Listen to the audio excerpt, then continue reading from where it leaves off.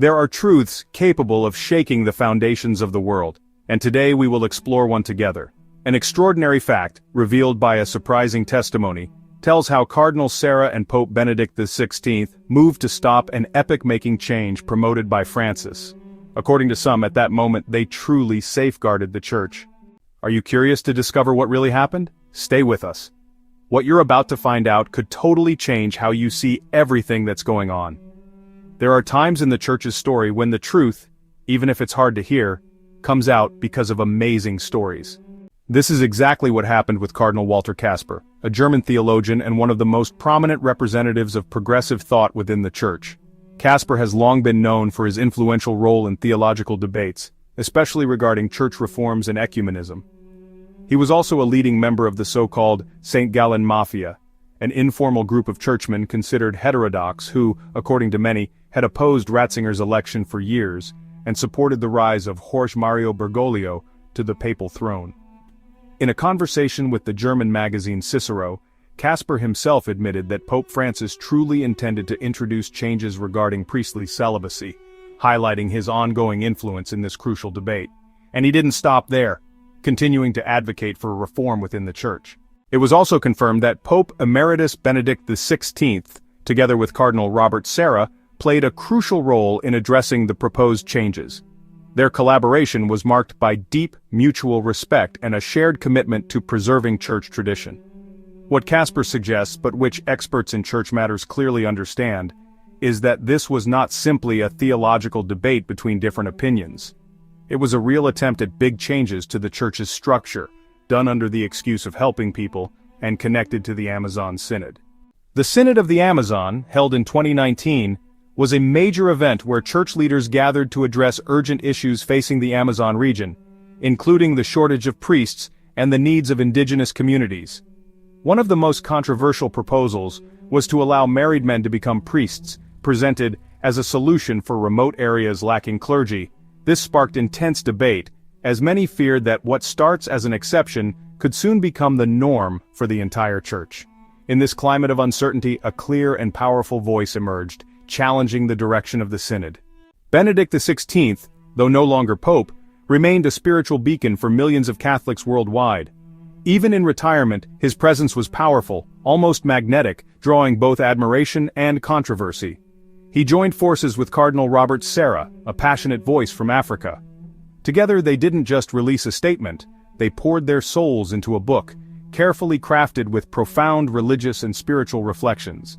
Their intention was to offer guidance and take a courageous stand, but the book's release sent shockwaves through the Vatican, sparking heated debates and emotional reactions. Published in January 2020, the book bore a title that echoed their sincerity. From the depths of our hearts, a heartfelt plea that would not be easily forgotten.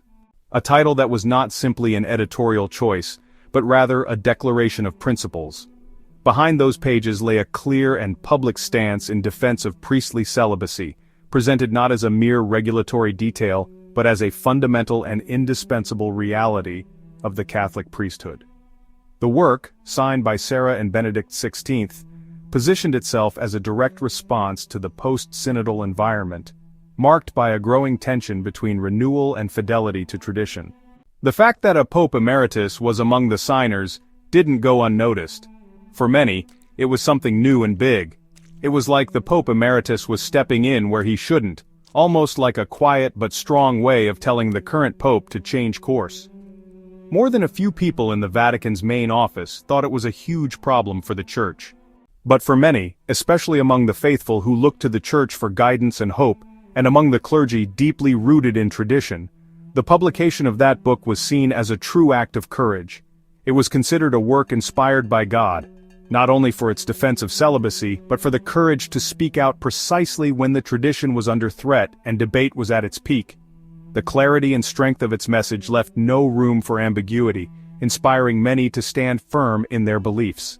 Pope Benedict XVI wrote with clarity and conviction that the renunciation of marriage is not simply a personal sacrifice, but a profound and necessary sign for those who wish to dedicate their entire existence to Christ in the priesthood.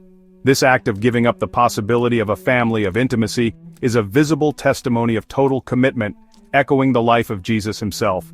Benedict emphasized that this is not a nostalgic tradition or a mere rule, but a deep religious truth rooted in the example of Christ, the great and eternal priest. He also highlighted how this truth is often overlooked or even deliberately concealed in contemporary discussions. The renunciation of marriage then is not a loss, but a radical witness, an act that points beyond itself toward a mystery at the heart of faith. In the early centuries of the Church, even married men who were ordained had to live in continence, meaning they had to give up their married life. So, the tradition of celibacy is not a medieval rule to be updated, but a rule that goes all the way back to the Church's apostolic history. The book's message was clear. Bringing in an exception to celibacy, even if only in some areas, would have meant, in practical terms, opening an irreparable flaw. It's not hard to imagine what would have followed. The process is always the same. It starts with a special permission for a certain situation and ends in just a few years with a worldwide change in how things are done. The Church's recent past gives us many examples of this, and Benedict and Sarah understood this perfectly. The book was met with a huge reaction, like an explosion, and not just because of what it said. The tension finally exploded with the immediate reaction of a certain part of the Vatican press, and some church offices who immediately tried to say the intervention wasn't valid. They hinted that Benedict XVI wasn't really involved, that he had been tricked by Sarah, almost as if the Pope Emeritus couldn't understand or judge what he was signing anymore. A shameful accusation, made with the clear goal of making the whole book look bad, and to protect the person it was really about, Pope Francis. But Cardinal Sarah didn't stay quiet. He immediately shared Benedict's handwritten letters, in which the Pope Emeritus not only approved the content, but also said thank you for working together, and gave his full okay to publish it. It was a huge denial that cleared up any attempts to twist the story in the media. The publisher himself officially confirmed that Benedict had read and approved both the beginning and the end of the book. In short, it was all true, and it was scary, because it showed a plan that was quietly moving ahead, but which wanted to change what Catholic priests are like, all in the name of getting things done. At that point, trying to deny what was clear became pointless. The book not only came out, but it did what it was meant to do. The answer came, not directly, but very clearly. The idea of making celibacy optional was stopped. The final paper from the Synod for the Amazon was never fully put into action. The hopes of those who wanted a final opening quickly faded away.